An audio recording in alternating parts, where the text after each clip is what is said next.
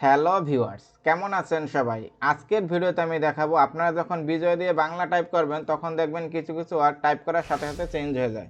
তো এই প্রবলেমটা কিভাবে সলভ করবেন? তো আমার নাম দেবুmadhu আর আপনারা দেখতেছেন Dmtechnic। তো চলুন শুরু করা যাক।